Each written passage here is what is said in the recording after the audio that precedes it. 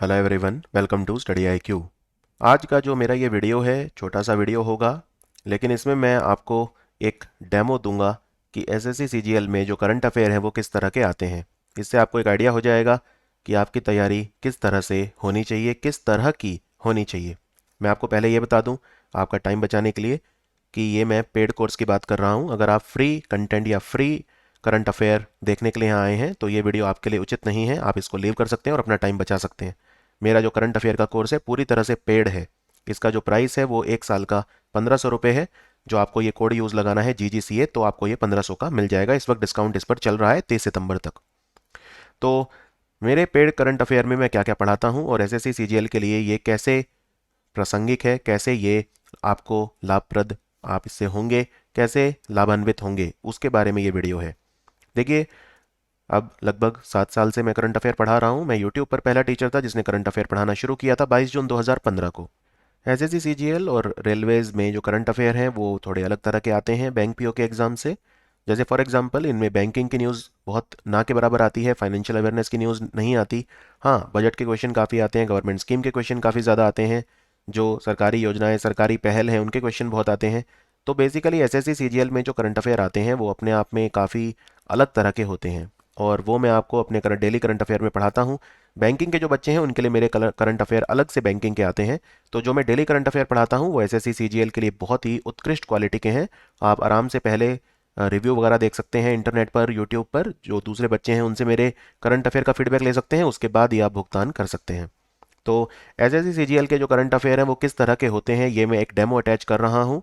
और इनमें फेस नहीं रहता। आज का जो वीडियो है वो विद फेस है, सिर्फ ये दिखाने के लिए कि मेरे पढ़ाने का तरीका किस तरह से है।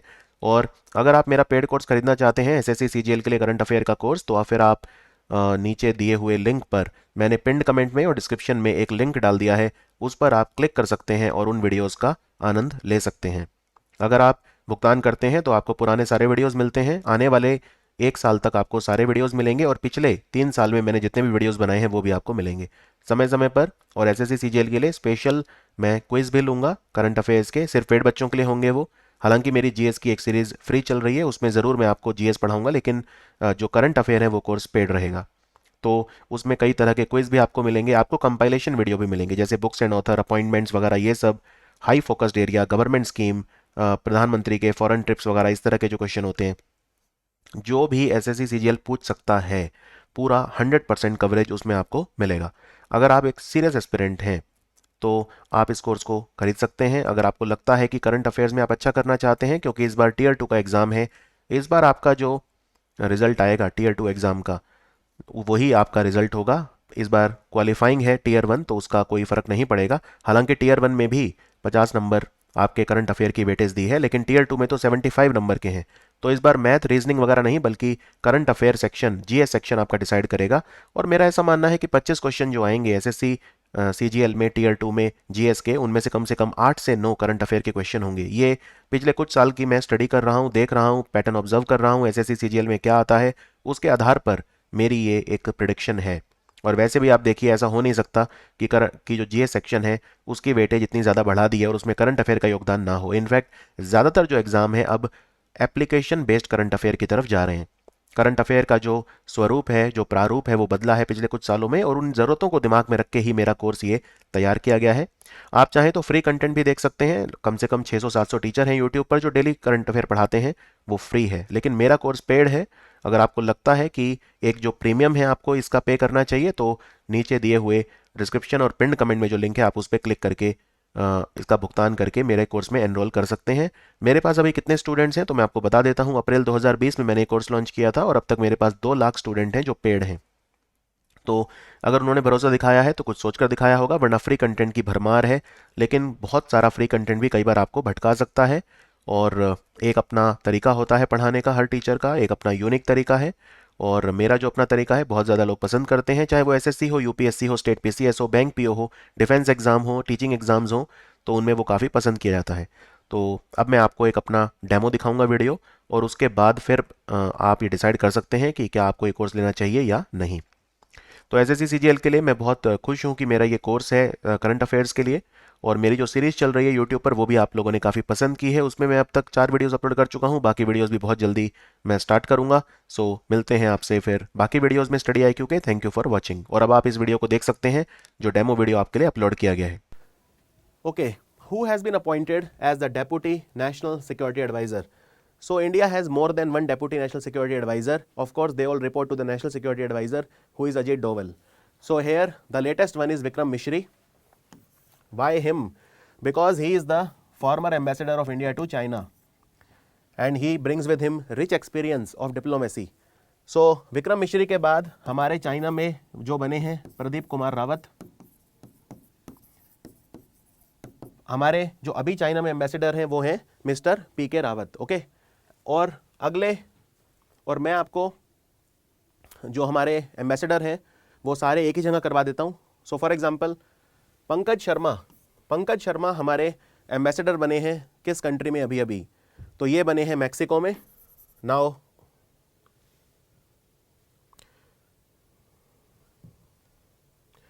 ये बने हैं हमारे एम्बेसडर मैक्सिको में।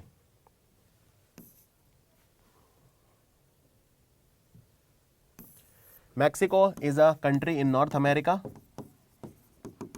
नॉर्थ अमेरिका में 3 कंट्री आते हैं, कनाडा, USA एंड मैक्सिको। और मैक्सिको एक रीजन की वजह से न्यूज़ में और था, बहुत इंपॉर्टेंट। क्या है वो? मैक्सिको का एक शहर है ग्वाडालाहारा, और ग्वाडालाहारा जो है वो वर्ल्ड बुक कैपिटल है 2022, और 2023 के लिए यूनेस्को की विश्व पुस्तक राजधानी यानी वर्ल्ड बुक कैपिटल जो होगी वो है आक्रा, और आक्रा जो है वो घाना की कैपिटल है। Is it clear? World book capital is Guadalajara which is in Mexico. Now let me show you all the new ambassadors of India in the last 6 months. Okay, Sudhakar Dalela, he is our next ambassador to Bhutan. हमें भूटान में नए राजदूत की जरूरत क्यों पड़ी? क्योंकि भूटान में हमारी राजदूत रुचिरा कंबोज अब ये क्या बन गई हैं? ये यूनाइटेड नेशंस में हमारी परमानेंट रिप्रेजेंटेटिव बन गई हैं, replacing ambassador TS Tirumurti. Is it clear?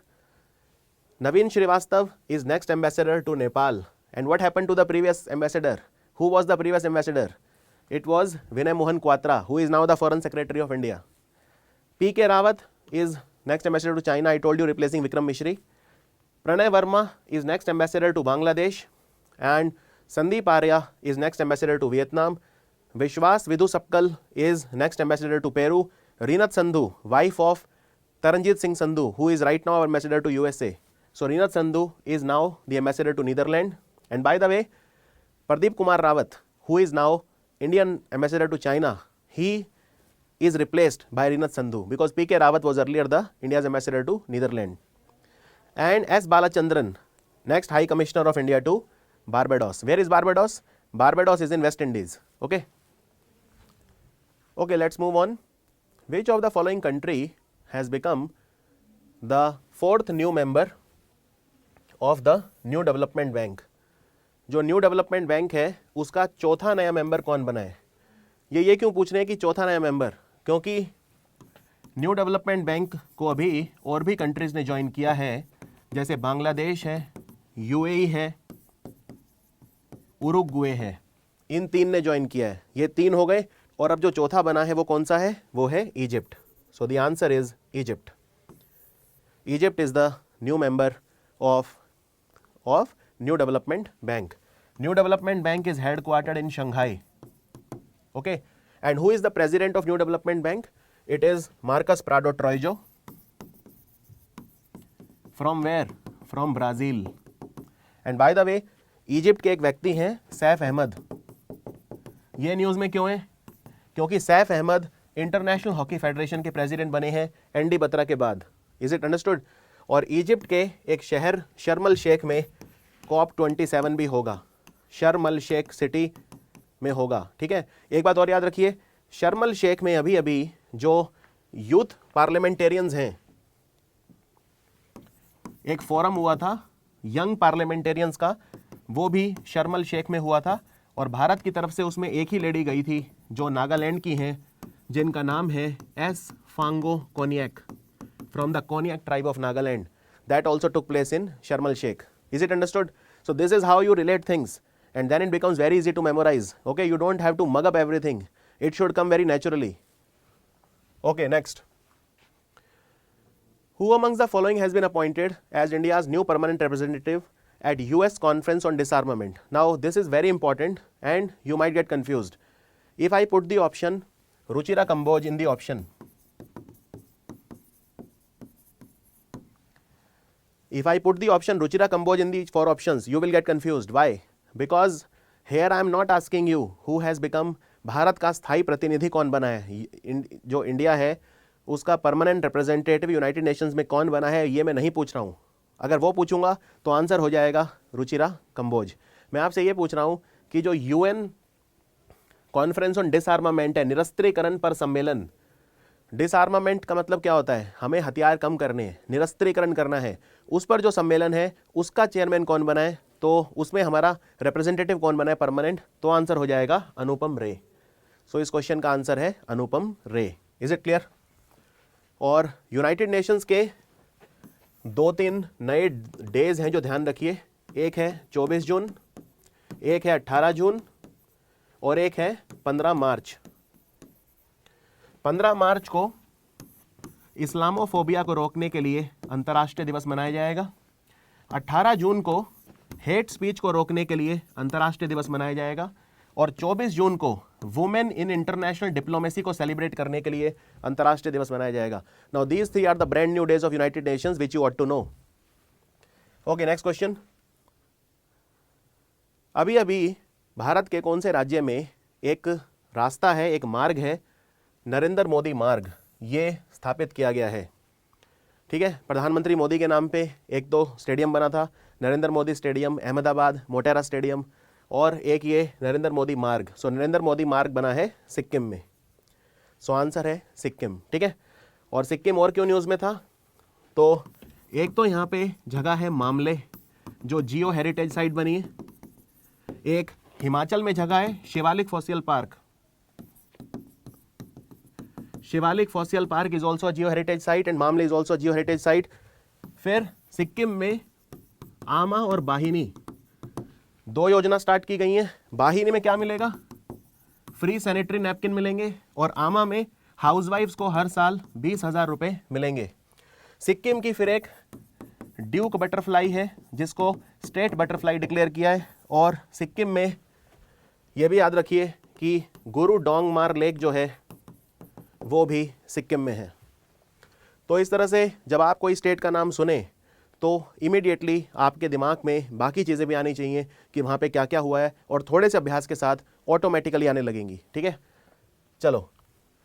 Uttarakhand chief minister Pushkar Singh Dhami, ये दूसरी बार मुख्यमंत्री बने हैं. पहले सिर्फ 8-9 महीने के लिए बने थे, फिर चुनाव इनकी अगुवाई में लड़ा गया, और ये सबसे यंग मुख्यमंत्री भी थे उत्तराखंड के.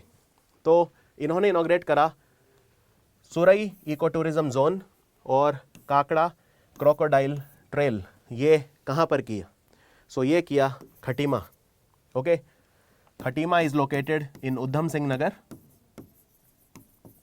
सो यहाँ पर एक सुरई नाम का इको टूरिज्म जोन बना है और काकड़ा क्रोकोडाइल ट्रेल स्टार्ट की गई है. What is Kakra crocodile trail?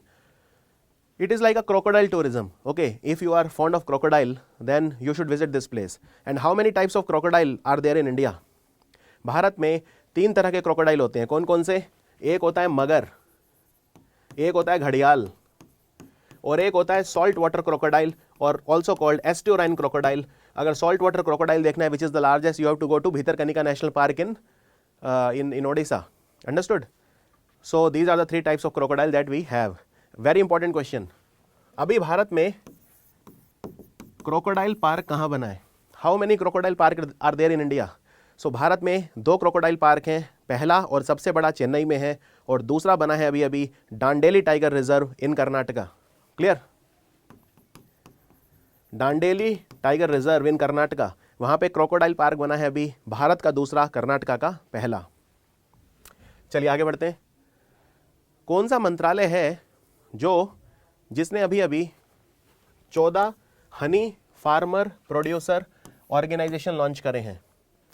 किसान उत्पादक संगठन, farmer producer organisation. Okay, this will help the farmers in augmenting their income. So ये बनाए हैं ट्राइफेड ने. TRIFED means what? Ministry of tribal affair. And who is the minister for this? Arjun Munda. His constituency is Khunti. He is the former chief minister of Jharkhand also. Understood? And what is our target? हमें कितने FPO बनाने हैं?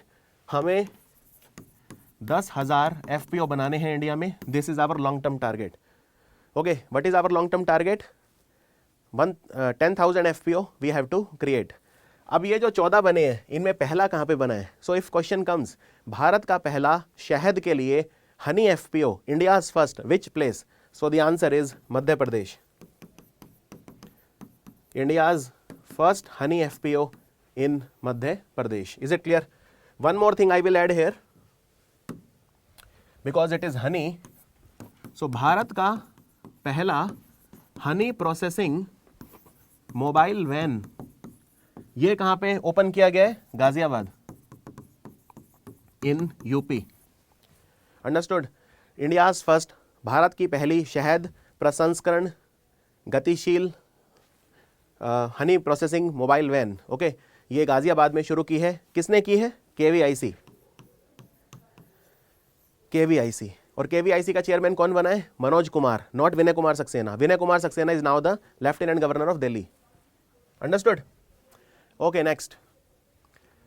356 kilometre की multi product pipeline, mainly gas pipeline, इसका उद्घाटन किया अभी अभी प्रधानमंत्री नरेंद्र मोदी ने. ये जो बीना रिफाइनरी है, भारत पेट्रोलियम की रिफाइनरी है बीना रिफाइनरी, कहाँ पे है? मध्य प्रदेश. तो ये इसको कौन से टर्मिनल से जोड़ेगी? ये इसको जोड़ेगी पांकी कानपुर से. Okay, it is called Bina Panki refinery. Bharat petroleum की ये रिफाइनरी है और ये पाइपलाइन है 356 किलोमीटर की. इससे फ़ायदा किसको होगा? इससे जो बुंदेलखंड वाला एरिया है उसको फ़ायदा होगा. ठीक है. फॉर एग्जांपल सागर, टीकमगढ़, ललितपुर, जालौन, कानपुर देहात और कानपुर नगर, तो मेनली इसको फ़ायदा होगा.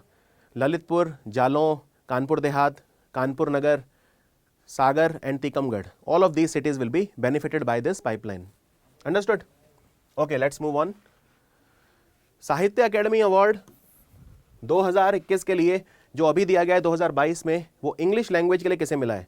इंग्लिश लैंग्वेज के लिए मिला है नमिता गोखले को, for her book called things to live behind. Book का नाम है थिंग्स टू लिव बिहाइंड. और हिंदी के लिए किसे मिला है? हिंदी के लिए मिला है उत्तर प्रदेश के व्यक्ति दया प्रकाश सिन्हा को, उनके किताब सम्राट अशोक के लिए. मैं आपको बुक दिखा देता हूँ. यहाँ पे आप देख सकते हैं, ये नमिता गोखले है इंग्लिश के लिए थिंग्स टू लिव बिहाइंड, और ये सम्राट अशोक के लिए दया प्रकाश सिन्हा. वैसे तो 24 भाषाओं के लिए साहित्य अकेडमी अवार्ड मिलते हैं. हमारे संविधान की 8वीं सूची में कितनी भाषाएं हैं? 22. अब इनमें 2 और जोड़ दो, एक तो है राजस्थानी और एक है इंग्लिश, तो टोटल 24 भाषाओं के लिए मिलते हैं साहित्य अकेडमी अवार्ड.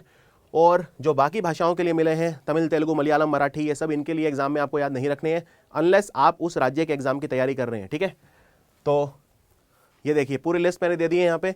ये आपको PDF में भी मिलेगी. जो बाकी भाषाएं हैं उनके लिए भी लिख दिए हैं, कश्मीरी, डोगरी, कन्नड़, मलयालम, मराठी, ये सब जो हैं इनके लिए भी लिख दी हैं. लेकिन एग्जाम में जो आती है वो सिर्फ इंग्लिश और हिंदी की आती है. That's it. चलो आगे बढ़ते हैं. प्रधानमंत्री मोदी ने अभी अभी 17,500 करोड़ रुपए के जो प्रोजेक्ट हैं वो कहाँ पे, किस स्टेट में इनॉग्रेट किए थे? तो ये इलेक्शन स्टेट है Uttarakhand. That is how you remember, because lot of this project, बड़े बड़े जो प्रोजेक्ट हैं 10,000 करोड़, 20,000 करोड़, 30,000 करोड़ के जो बड़े बड़े प्रोजेक्ट हैं, ज़्यादातर वो इलेक्शन स्टेट्स में थे. तो याद रखना आसान हो जाएगा. आपको पता होना चाहिए इलेक्शन कौन कौन से स्टेट्स में हुए थे. मणिपुर में हुए थे, उत्तराखंड में हुए थे, जो जहाँ जहाँ भी हुए थे वो सारे आपको याद रखने हैं. ठीक है. और ये प्रोजेक्ट कौन कौन से हैं वो मैंने यहाँ पे लिख दिए हैं, थोड़ा समझा देता हूँ. इसमें जो इम्पॉर्टेंट है वो लखवार डैम है. लखवार मल्टीपर्पज़ प्रोजेक्ट और लखवार डैम यमुना नदी पे बन रहा है. इसे उत्तराखंड जल विद्युत निगम बना रहा है, यानी UJVN. फिर एम्स ऋषिकेश जो है, all India institute of medical science Rishikesh वाला, उसका सैटेलाइट सेंटर, ये टेलीमेडिसिन के लिए होता है. ये उधम सिंह नगर में इनॉग्रेट किया गया.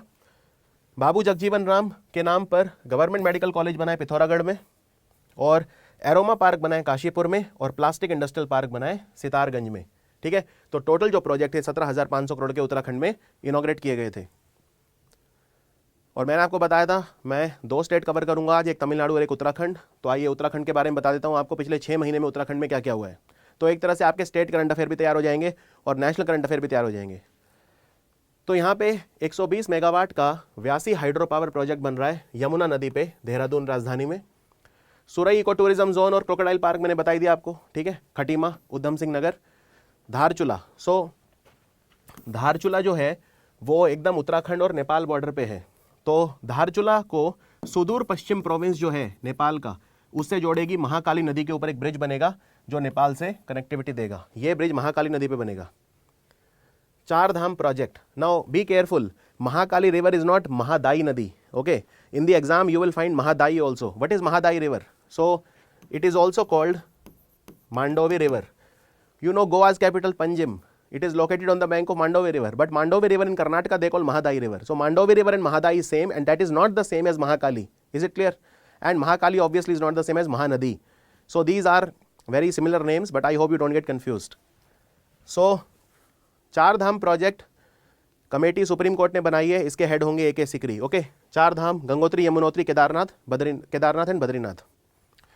फिर department of animal husbandry and dairy, CII, confederation of Indian industry और Bill and Melinda Gate foundation, इन्होंने वन हेल्थ प्रोजेक्ट शुरू करा है। वन हेल्थ प्रोजेक्ट में एनिमल हेल्थ होता है, ह्यूमन हेल्थ होता है और एनवायरमेंटल हेल्थ होता है। इन तीनों को मिला के बोलते हैं वन हेल्थ प्रोजेक्ट। ये भारत में 2 ही जगह शुरू करा है, कर्नाटका एंड उत्तराखंड। पहले कहाँ पे करा है? First in Dehradun in Uttarakhand and second in Bangalore in Karnataka, okay. So ये स्टार्ट हुआ है। और हिम प्रहरी स्कीम स्टार्ट हुई है। हिम प्रहरी स्कीम क्या होती है? जो एक्स सर्विसमैन होते हैं उत्तराखंड में, आप उन्हें नौकरी दे दो, उन्हें वहीं रखो, वो सिक्योरिटी भी करेंगे, यानी उन्हें दोबारा रोजगार भी मिलेगा और उससे उन्हें शहर भी नहीं छोड़ना पड़ेगा। सो एक्स सर्विसमैन जो हैं उनको एम्प्लॉय करने के लिए हिम प्रहरी योजना शुरू की है उत्तराखंड की सरकार ने। चलो आगे बढ़ते हैं। उत्तराखंड ने यह भी कहा है कि वो 1 लाख इकोप्रेन्योर बनाएगा। What is इकोप्रेन्योर?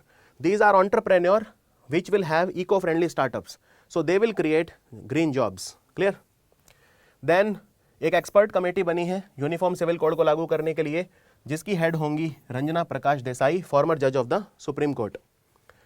Then liquid mirror telescope लगाए भारत का पहला देवस्थल की पहाड़ियों में, ARIES Nainital. What is ARIES? Aryabhatta research institute of observational sciences, in short ARIES. It is in Nainital. तो वहां पे भारत का पहला लिक्विड मिरर टेलीस्कोप लगाए देवस्थल की पहाड़ियों में। क्लियर? इसका डायमीटर कितना होगा? इसका डायमीटर होगा 4 मीटर। फिर उत्तराखंड भारत का पहला राज्य है जिसने न्यू एजुकेशन पॉलिसी को प्री प्राइमरी लेवल पे लॉन्च करा। कैसे? इन्होंने स्पेशल वो बनाई है क्लासेस जिनको नाम दिया है बाल वाटिका। बाल वाटिका आंगनवाड़ी केंद्रों पे खोले जाएंगे। बाल मतलब बच्चे, वाटिका मतलब वाटिका, उद्यान, गार्डन। बच्चे खेलेंगे यहाँ पे, बच्चे पढ़ाई करेंगे। प्री प्राइमरी लेवल की जो शिक्षा होती है, जैसे स्कूल में होता है LKG UKG, ये सब, ये वहाँ पे बाल वाटिका में उसके इक्विवेलेंट शिक्षा दी जाएगी उत्तराखंड में। और ये न्यू एजुकेशन पॉलिसी को बच्चों के लेवल पे लागू करने वाला पहला राज्य भारत का बना है। न्यू एजुकेशन पॉलिसी में क्या क्या क्वेश्चन आ सकता है?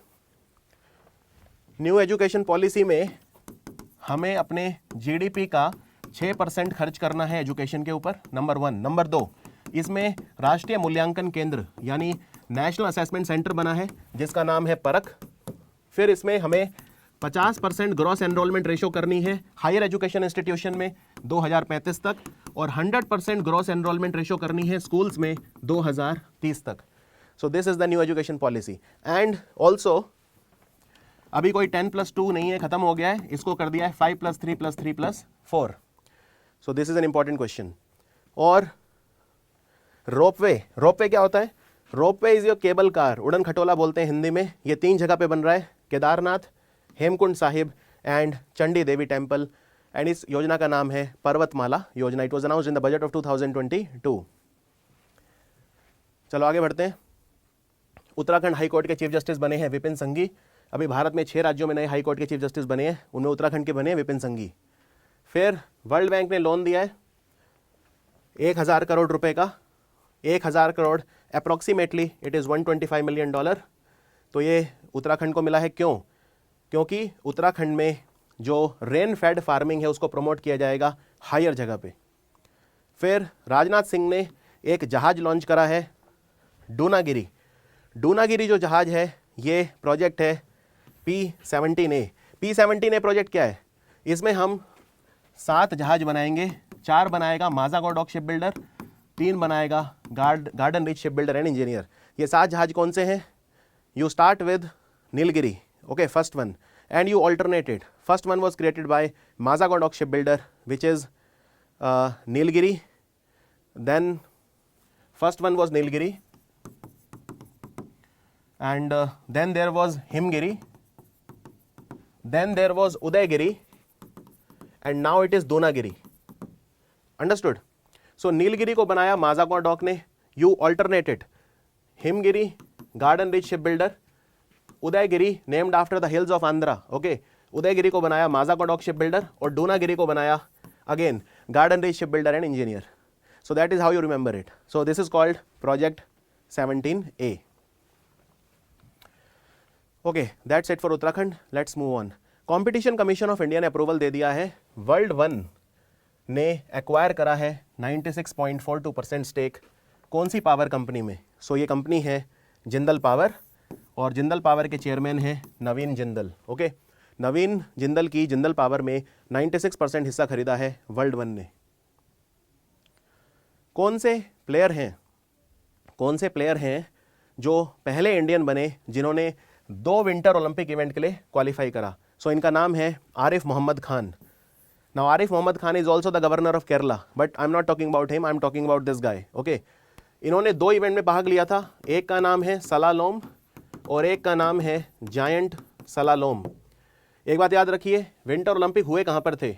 विंटर ओलंपिक हुए थे बीजिंग में, और विंटर ओलंपिक में मेडल टैली को टॉप किया था नॉर्वे ने।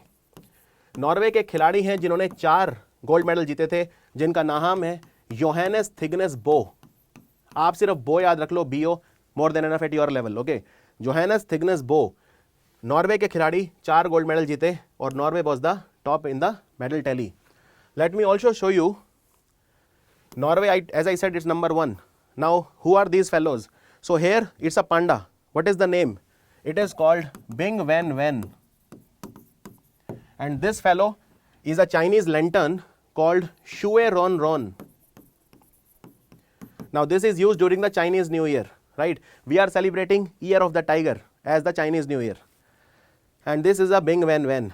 Now, जो अगले गेम्स होंगे they will take place in Milan and Cortina in Italy 2026 winter olympics. Very important question, youth winter olympic कहाँ होंगे? तो वो होंगे साउथ कोरिया के गैंगवॉन में। आई am talking about normal winter Olympic, not youth winter Olympic.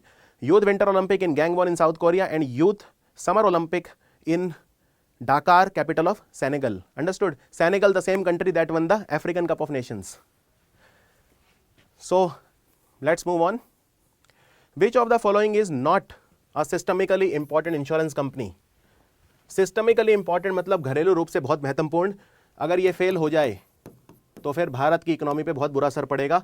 So LIC, GIC, NIACL are systemically important insurance company. जो इनमें नहीं है वो है United India assurance.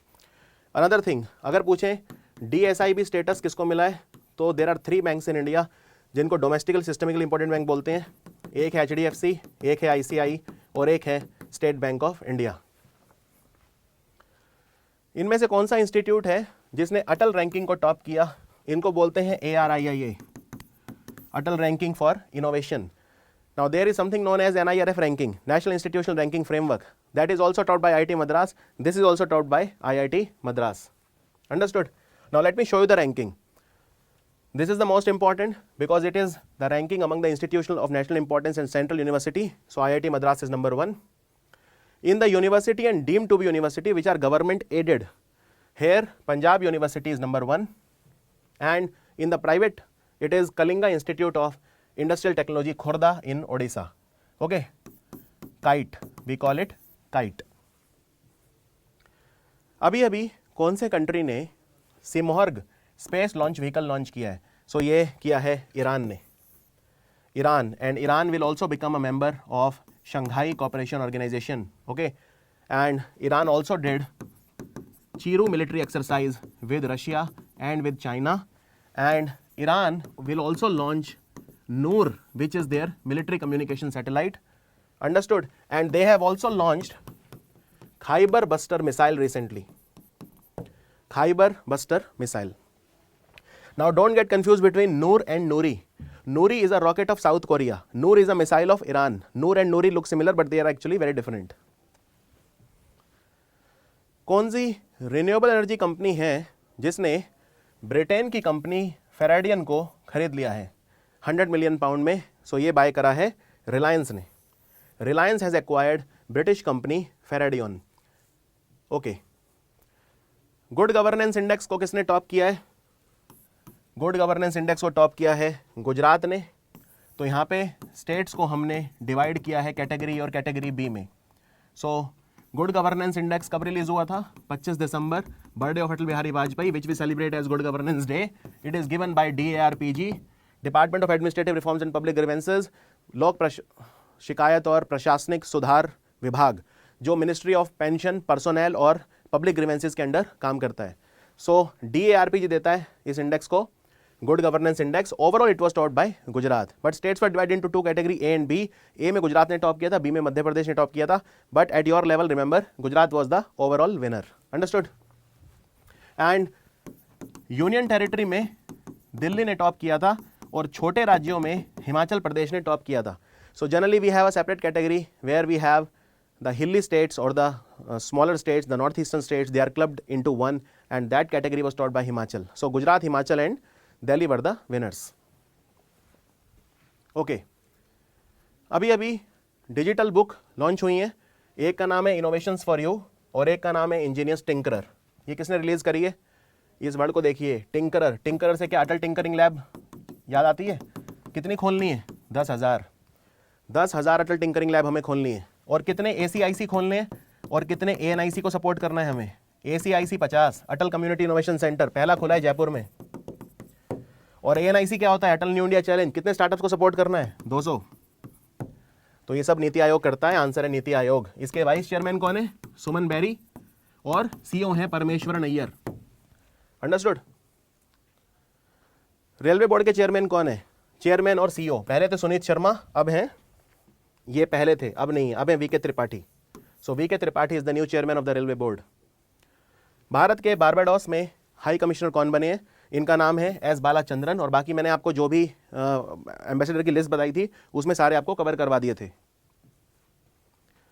Indian coast guard के डायरेक्टर जनरल कौन बने हैं? इनका नाम है वीरेंद्र सिंह पठानिया. और इंडियन कोस्ट गार्ड पद्मा नाम का सिस्टम यूज कर रही है. पद्मा टेक्नोलॉजी और Padma portal you can say for giving salary and allowances to their personnel. और Indian coast guard works under which ministry? Ministry of defence. अभी 100 दिन तक रीडिंग कैंपेन चला. साल के पहले दिन शुरू हुआ 1 जनवरी से और 100 दिन आगे कर दो, मतलब जनवरी, फरवरी, मार्च और 10 दिन और 10 अप्रैल तक चला. इसका क्या नाम था? इसका नाम था पढ़े भारत. पढ़े भारत अभियान था. इसमें लोगों को एनकरेज किया जा रहा है कि वो पढ़ें. तो ये 1 जनवरी से 10 अप्रैल तक चला था. एजुकेशन मिनिस्टर धर्मेंद्र प्रधान ने उस समय ये लॉन्च किया था. भारत का पहला पेपरलेस हाईकोर्ट कौन सा बना है? पेपरलेस हाईकोर्ट मतलब completely digital, no need of paper. It is Kerala high court. And one more high court you remember, the Gujarat high court. Why? For 2 reason. 1, live streaming of cases ये स्टार्ट किया था गुजरात हाईकोर्ट ने सबसे पहली बार. और दूसरा, इन्होंने अभी डिजिटल जस्टिस क्लॉक लगाया है जिसमें आपको रियल टाइम में, वास्तविक समय में ये पता चल सकता है कि कितने मुकदमे पेंडिंग है गुजरात हाईकोर्ट में. अंडर 19 एशिया क्रिकेट कप किसने जीता? इसका फाइनल दुबई में हुआ था. ये टूर्नामेंट UAE में हुआ था. इंडिया ने जीता. India was the winner. India defeated Sri Lanka in the final. Sri Lanka को हराया. ठीक है. इंडियन टीम के कैप्टन कौन थे? ये देखिए खड़े हैं यहाँ पे, Yash Dhull, captain of the Indian team. And who was the man of the series? Harnoor Singh was the man of the series. Next. अभी एक कम्युनिकेशन सैटेलाइट है जिसका नाम है इनमरसैट 6F1. ये कौन से कंट्री ने लॉन्च करी है? Inmarsat 6F1 is a satellite of Japan. We have completed 70 years of diplomatic relation with Japan. और इस खुशी में हमने एक लोगो बनाया था जिसमें इंडिया का नेशनल बर्ड था पीकॉक और जापान का नेशनल बर्ड था जिसका नाम है ग्रीन फिजेंट. अब ग्रीन फिजेंट मतलब हरा तीतर. इसको कंफ्यूज मत करना, कलिज फीजेंट, कलिज फीजेंट अभी अभी बना है जम्मू कश्मीर का स्टेट बर्ड। KSLV-2 नूरी रॉकेट, ये पहला इंडिजिनस स्पेस लॉन्च व्हीकल है कौन से कंट्री का? सो ये रॉकेट छोड़ा है नूरी, साउथ कोरिया ने। I told you difference between Noor and Noori, Noor Iran, Noori south Korea. And south Korea का एक शहर मैंने आपको अभी अभी बताया थोड़ी देर पहले, गैंगवॉन, यहाँ पे विंटर यूथ ओलंपिक होंगे, समर वाले होंगे सेनेगल की कैपिटल ढाकार में, youth not normal, okay. And south Korea ने नेटो का जो साइबर डिफेंस यूनिट है वो ज्वाइन करने वाला ये पहला एशियन कंट्री बना है। And Yoon Suk Yeol has become the new president of South Korea. Indian army ने अभी अभी क्वांटम कंप्यूटिंग लेबोरेटरी और सेंटर फॉर आर्टिफिशियल इंटेलिजेंस बनाया है, कहाँ पर? कृत्रिम बुद्धिमत्ता केंद्र और क्वांटम कंप्यूटिंग लेबोरेटरी ये मऊ में स्थापित किया है। Mhow, why is Mhow famous? Because it is the birth anniversary of birth place of doctor B R Ambedkar. Mhow Indore में है तो आंसर है इंदौर। और 14 अप्रैल को हम अम्बेडकर जयंती मनाते हैं। फिर अभी अभी 4800 करोड़ रुपए के प्रोजेक्ट प्रधानमंत्री मोदी ने इनॉग्रेट करे, टोटल 22 डेवलपमेंटल प्रोजेक्ट थे, कहाँ पे किए? तो ये इन्होंने मणिपुर में किए। Now Manipur was also election state, this is the way to remember, okay. Manipur में किए 4800 करोड़ के। ये कौन कौन से प्रोजेक्ट हैं आप यहाँ पे देख सकते हैं। काम का सिर्फ एक है जो मैंने रेड कलर में दिया है, थूबल मल्टीपर्पज प्रोजेक्ट, ओके। बाकी you can ignore, just remember Thoubal multipurpose project is coming up in Thoubal in Manipur. In fact पिछले साल आपको याद है इंडिया का बेस्ट पुलिस स्टेशन कौन सा था? Last year, not this year, this year Sadar Bazaar police station in Delhi. Last year it was Nongpok Sekmai in Manipur which was in Thoubal. So that is how you develop a memory. Understood? Once again, you saw that whatever I said in this video is all courtesy how you connect, and that creates a solid memory for you going forwards. Understood? और मणिपुर के खिलाड़ी भी हैं। अब मणिपुर के कितने सारे खिलाड़ी मैं आपको बता चुका हूँ ओवर द ईयर्स, बट जो लेटेस्ट हैं जो आपको याद रखने हैं वो हैं Ronaldo Singh. Ronaldo Singh is a cyclist and he is the first Indian to win a medal in the Asian Cycling Championship recently.